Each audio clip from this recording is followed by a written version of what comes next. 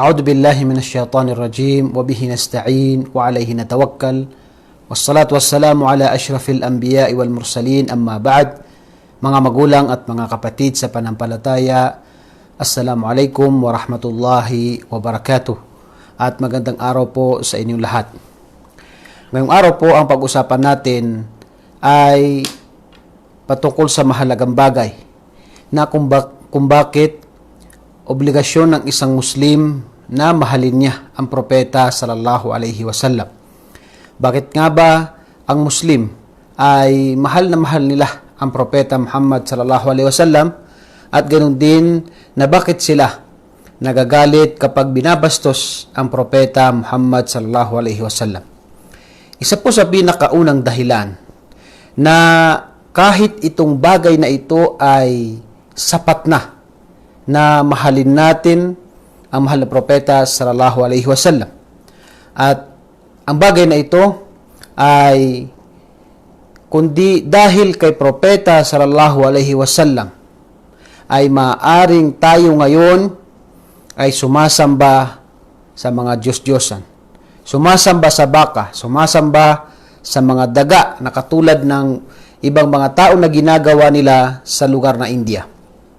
Kundi dahil kay propeta sallallahu alaihi wasallam, pagkatapos ng gabay ng Allah subhanahu wa ta'ala, wallahi al-adim, wala tayong kasiguraduhan sa atin ilang tao sa mundo, bilyon ang tao sa mundo ngayon, kung hindi dahil sa turo ng propeta sallallahu alaihi wasallam, ipinagtanggol niya ang Islam para umabot sa atin ang relihiyong ito, maaaring kabilang tayo sa mga tao na sumasamba sa mga Diyos-Diyosan. May mga matatalino, may mga tao, halimbawa sa lugar na India, sila ay kabilang sa mga matatalinong mga tao, pero makikita mo na kanilang sinasamba ay mga baka, sinasamba nila mga daga, ahas at iba pang mga hayop na kanilang sinasamba. Bagkus mayroong lugar sa India na ang kanilang sinasamba ay ang ari ng babae. Wa na'udhu billahi min dhalik. Kaya itong bagay na ito ay kung hindi dahil kay propeta Muhammad sallallahu alaihi wasallam, ay tayo ngayon ay maaaring kabilang sa mga tao na sumasamba sa Diyos-Diyosan. Tulad ng ginagawa ng ibang mga kababayan natin. Sila ay bumibili ng mga iba't ibang mga ribulto. Katulad sa Pilipinas, bibili sa Recto, bibili sa Divisoria ng mga iba't ibang mga kahoy, gawa sa kahoy ng mga ribulto, at pagdating sa bahay ay ilalagay doon at sasambahin at mananalangin doon. Subhanallah, maraming matatalinong mga tao, pero hindi sila ginabayan ng Allah subhanahu wa ta'ala. Kaya kabilang tayo sa mga tao na mabiyaya at dumating sa atin ang mensahe ng propeta sallallahu alaihi wasallam na ito ang pagkilala at pagsamba lamang sa nag-iisang tagapaglikha. Ikaw ngayon ay sumasamba sa nag-iisang tagapaglikha at nakilala mo ang relihiyong ito dahil kay propeta Muhammad sallallahu alaihi wasallam. Itong bagay na ito ay sapat na sa atin upang mahalin natin at maging obligado sa isang mananampalataya na mahalin niya si propeta sallallahu alaihi wasallam. Dahil sa mensaheng ito ay dumaan si propeta Muhammad sallallahu alaihi wasallam ng napakaraming mga pagpapahirap sa kanya. Kasama doon ang siya ay pinagbintangan na siya ay gumagamit ng salamangka, siya ay nasisiraan ng isipan. Habang siya ay nagdarasal ay nilagyan ang kanyang likod ng laman loob ng hayop ng kamelyo. Ang isa sa mga hindi mananampalatayang Quraysh ay sinakal si propeta sallallahu alaihi wasallam na halos ikamatay niya. At dumating si Abu Bakr as-Siddiq na kanyang ipinagtanggol si propeta Muhammad sallallahu alaihi wasallam. Naboykot ang kanyang mga kamag-anak, kanyang mga pamilya. At pinapili siya sa kayamanan, anong gusto niyang mga kayamanan, kapangyarihan, babae, para lang iwan niya ang mensaheng ito. Pero hindi siya nagdalawang isip, tinanggihan niya ang kanilang offer, ang kanilang ibibigay sa kanya bilang kapalit sa kanyang pag-iwan sa mensaheng ito. At kanyang sinabi sa kanila na kahit ilagay nila sa kanang kamay ko o kahit ilagay nila sa kaliwang kamay ko ang buwan at ilagay nila sa kanang kamay ko ang araw, ay tunay na hindi ko iiwan ang relihiyong ito. Dalawa lang ang kanyang sinabi, ang lumitaw ang relihiyong ito o kaya ay ako ay mapatay nila. Pero siya ay pinangalagaan ng Allah subhanahu wa ta'ala mula sa mga hindi mananampalataya na sila ay nagpapahirap sa mga Muslim. At si Propeta sallallahu alaihi wasallam, dumaan siya sa napakaraming mga paghihirap, pero naging matatag siya.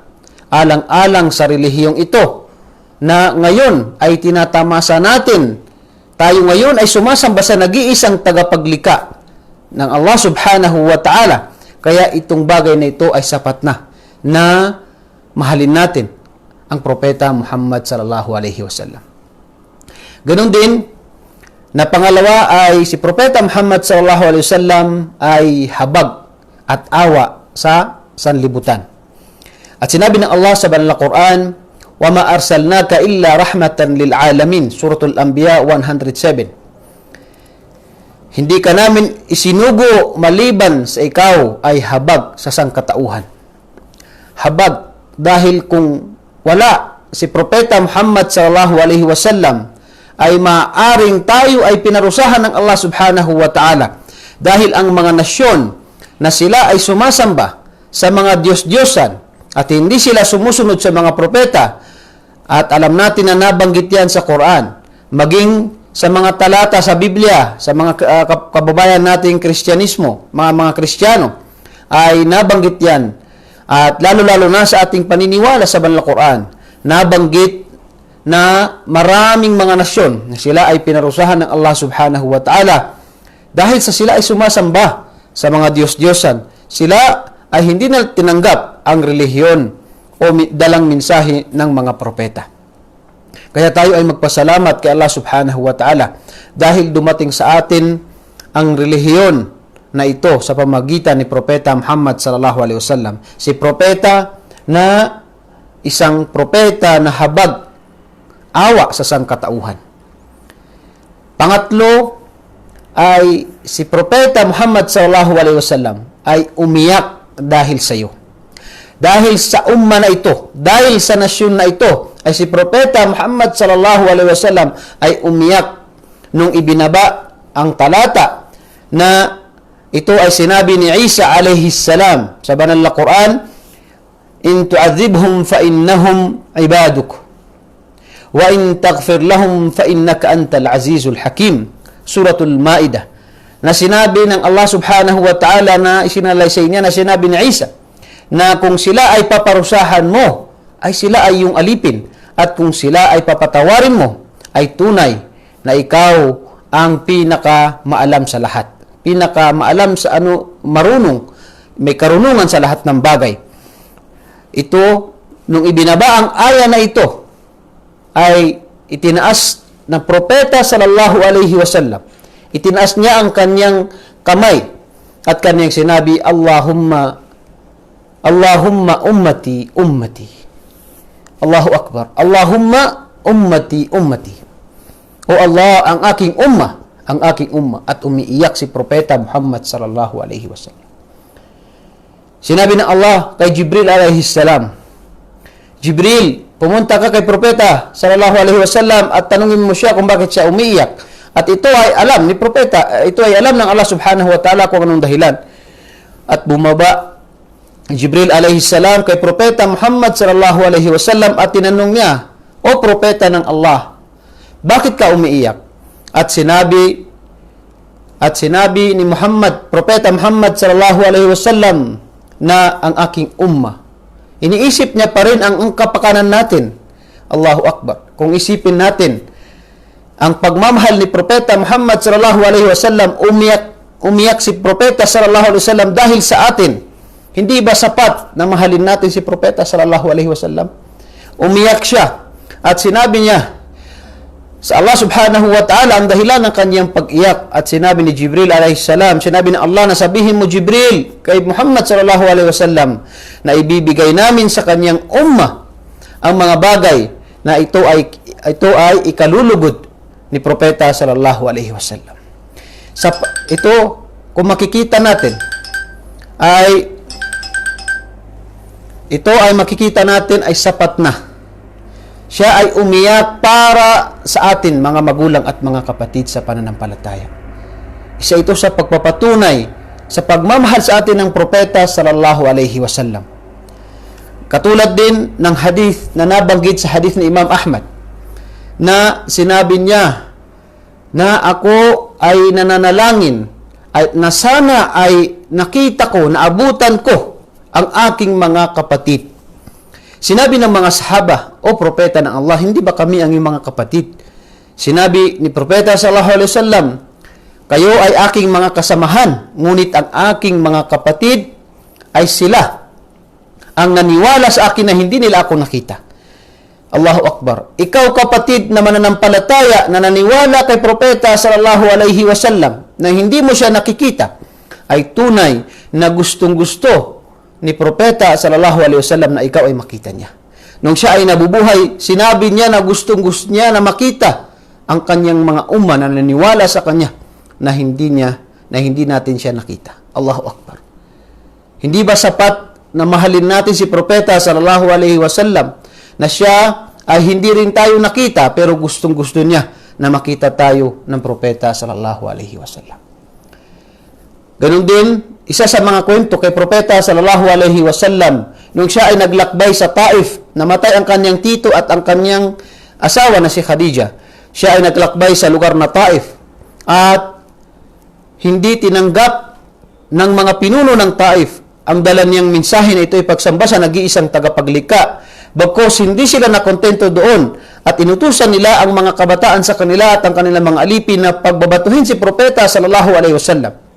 Ang Makkah papunta ng Taif, 120 o 30 kilometers ang layo niya. Subhanallah. Napakalayo, napakainit at walang magandang daan kundi mga bundok. Pero sa kabila ng kanyang paglalakad doon ay hindi tinanggap at siya ay pinagbabato hanggang sa nagdugo ang kanyang paa dahil sa pagbabato sa kanya. At nung siya ay nagpahinga at nanalangin kay Allah subhanahu wa ta'ala, ay dumating sa kanya si Anghel Jibril. Dumating sa kanya si Anghel Jibril na kasama niya ang anghel ng kabundukan. At sinabi ni Jibril, O Muhammad, kasama ko ngayon ang anghel ng kabundukan at sabihin mo kung ano ang gusto mo dahil kami ay inutusan ng Allah subhanahu wa ta'ala. Nagsalita ang anghel ng kabundukan at sinabi niya, O propeta ng Allah, O Muhammad, sabihin mo kung ano ang gusto mo. Kung gusto mo ang dalawang bundok ng nakapalibot sa Taif ay aking ihulog sa kanila o ihampas sa kanila itong dalawang bundok. Pero si Propeta sallallahu alaihi wasallam hindi nagdalawang isip at kanyang sinabi na ako ay nananalangin kay Allah subhanahu wa ta'ala na lumabas mula sa angkan nila ang mga tao na sumasamba sa nag-iisang tagapaglikha. Allahu Akbar. Pagkatapos nang siya ay pagbabatuhin, tinanggihan siya, pinagbabato siya. At wala siyang ginawa kundi nanalangin siya kay Allah subhanahu wa ta'ala na lumabas mula sa mga taong ito na sila ay sumasamba sa nag-iisang tagapaglikha. Ganon din sa labanan ng Uhud. Si Propeta sallallahu alaihi wasallam ay nahulog sa isang hukay. Tumama ang kanyang ulo doon sa hukay at natanggalan siya ng isang ngipin at ang kanyang likod ay tumama din doon sa hukay. At 10 sahaba ang namatay upang mailigtas nila si Propeta sallallahu alaihi wasallam. At nung kanilang nakuha ang Propeta sallallahu alaihi wasallam doon sa hukay, ay itinaas ni Propeta sallallahu alaihi wasallam. Itinaas niya ang kanyang kamay. Ano ang kanyang panalangin sa kanyang ummah? Allahu Akbar. Tinaas niya ang kanyang kamay at kanyang sinabi, Ya Allah, patawarin mo ang aking mga nasyon dahil hindi nila alam ang kanilang ginagawa. Si Propeta sallallahu alaihi wasallam ang hangarin niya ay kaligtasan natin. Allahu Akbar. Ang kaligtasan natin mga magulang at mga kapatid sa pananampalataya, ang tanging hangarin ni Propeta sallallahu alaihi wasallam. Pagkatapos nang siya ay mahulog, tinamaan ang kanyang ulo at ganun din natanggalan siya ng ngipin at ang kanyang likod ay tumama din. Ngunit ang tanging panalangin niya ay patawarin ng Allah subhanahu wa ta'ala ang kanyang mga nasyon dahil hindi nila alam ang kanilang ginagawa. Wallahi al-adim, itong mga bagay na ito ay sapat na mahalin natin ang ating mahal na propeta sallallahu alaihi wasallam. Pang-apat ay ganun din na upang maging makumpleto ang ating pananampalataya ay nararapat na mahalin natin si Propeta sallallahu alaihi wasallam ng higit pa sa ating sarili, sa ating mga anak, mga magulang, mga kapatid at lahat ng tao. Yan ay sinabi ng Propeta sallallahu alaihi wasallam, la yu'minu ahadukum hatta akuna ahabbu ilayhi min waladihi wa walidihi wan nasi ajma'in. Hindi tunay na magiging mananampalataya ang isang tao, ang isa sa inyo, maliban lamang na ako ang pinakamamahal niyang tao kaysa sa kanyang sarili, kaysa sa kanyang anak, sa kanyang magulang at sa lahat ng mga tao. At kung titingnan natin ang mga nabanggit natin, ay sapat na ito. Sapat na para mahalin natin si Propeta sallallahu alaihi wasallam ng higit pa sa ating mga sarili. Panglima, kaya po sa mga tao na kahit binabastos ang propeta sallallahu alaihi wasallam, ang pinakadakilang tao na nilikha dito sa mundo, pinakamainam na nilikha na tao dito sa mundo, ay binabastos ng ibang mga tao. At ang isang Muslim na hindi nagkakaroon ng kalungkutan at hindi nagkakaroon ng galit sa kanyang puso, ay tunay na may problema ang kanyang akida. May problema ang kanyang pananampalataya. Tandaan natin mga magulang at mga kapatid sa pananampalataya, palagi nating tandaan na hindi natutulog ang mga kaaway ng Islam na patuloy nilang sinisiraan ang Islam sa lahat ng paraan. Pero alhamdulillah, ang relihiyong Islam ay mananatili.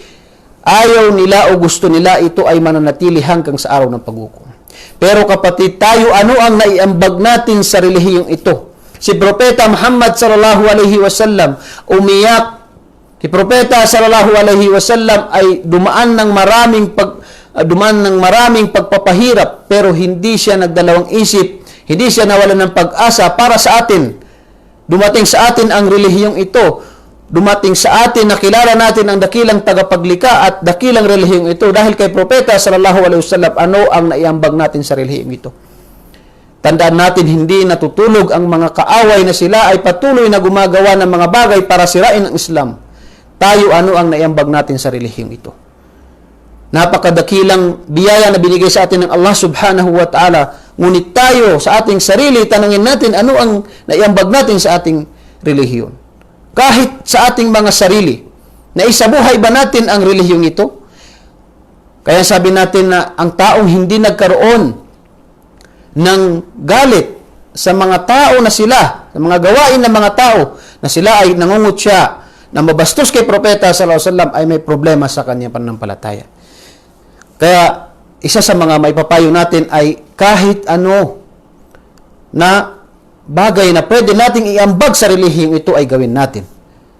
Dahil biruin mo na ikaw ay darating sa araw ng paghukom. Sabihin sa iyo ng Allah subhanahu wa ta'ala, O Muhammad, o Fulan, ikaw ay biniyayaan ko ng relihiyong Islam. Ano ang naiambag mo sa relihiyong ito? Allahu Akbar.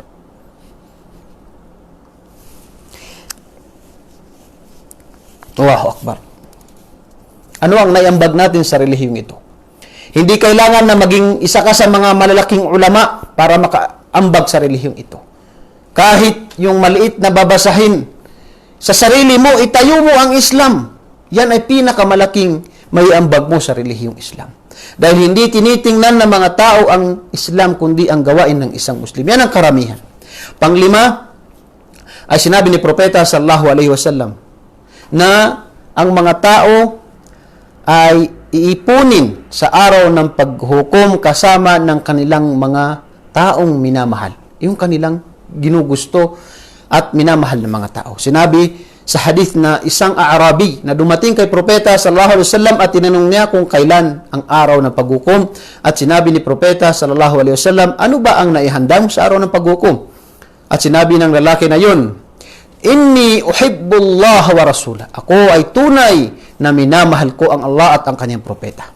Kaya sinabi ni Propeta sallallahu alaihi wasallam, ikaw ay titipunin sa araw ng paghukom kasama mo ang iyong mga minamahal na mga tao. Kaya po sa Islam ay mahalin natin ang Propeta sallallahu alaihi wasallam, ang kanyang mga sahaba, upang makasama natin ang pinakamainam na tao na nilikha dito sa mundo, si Propeta sallallahu alaihi wasallam at ang kanyang mga kasamahan. Ngunit nakakalungkot isipin na marami sa mga kabataan ngayon na patuloy pa rin silang sa kanilang pagtulog. Ibig kong sabihin ay paglimot nila sa relihiyon nila. Hindi nila alam ang kanilang propeta, hindi nila alam ang kanilang relihiyon. Marami yan. Hanggang kailan tayo matutulog? Ang iba ay 24 hours nanonood ng Korean movies. Subhanallah al-azim. Subhanallah. Tayo ay ligtas ng Allah sa mga ganitong fitna. 24 hours naglalaro. 24 hours na nanonood ng iba't ibang mga uri pinapanood. Manalangin tayo sa Allah subhanahu wa ta'ala na tayo ay manatili sa relihiyong ito. Hanggang kailan tayo matutulog? Ang mga kabataan ngayon, pag-asa tayo. Tayo ang dapat na isa sa mga manghawak ng relihiyong ito. Dahil tunay na ang relihiyong ito ay mananatili. Kaya narapat lamang na tayo ay mayroon tayong maihambag sa dakilang relihiyon na ito. Bilang pag-anim ay lagi mong tandaan na bilang pagmamahal sa iyo ng Propeta sallallahu alaihi wasallam ay nung siya ay nabubuhay pa ay wala siyang salah na hindi ka kasama sa kanyang panalangin. Sa hadith na naiulat ni Aisha na sinabi ni Aisha kay Propeta sallallahu alaihi wasallam, o Muhammad sallallahu alaihi wasallam, ako ay panalangin mo kay Allah. At itinaas ng Propeta sallallahu alaihi wasallam ang kanyang panalangin, ya Allah, patawarin mo si Aisha. Patawarin mo si Aisha. At sinabi ni Aisha, nakita niya si Aisha na tuwang-tuwa sa panalangin ni Propeta Muhammad sallallahu alaihi wasallam. At sinabi ni Aisha kay Propeta sallallahu alaihi wasallam, alam mo ba Aisha, na yang panalangin ko sa iyo ay panalangin ko sa aking mga umma, sa aking sala. Kada sala ni Propeta sallallahu alaihi wasallam ay pinapanalangin niya ang kaligtasan ng kanyang umma. Hindi ba sapat sa atin na mahalin natin ang ating propeta? Ang dakilang propeta na nilikha ng Allah subhanahu wa ta'ala. At bilang pangpito at panghuli ay lahat ng propeta ayon sa hadith ni Propeta sallallahu alaihi wasallam ay mayroong panalangin na ito ay katanggap-tanggap sa Allah subhanahu wa ta'ala. At lahat ng propeta ay ito ay ginamit nila, nanalangin sila kay Allah subhanahu wa ta'ala, maliban kay Propeta sallallahu alaihi wasallam. Dahil ang kanyang panalangin ay ito ay ginawa niyang reserba. Bakit?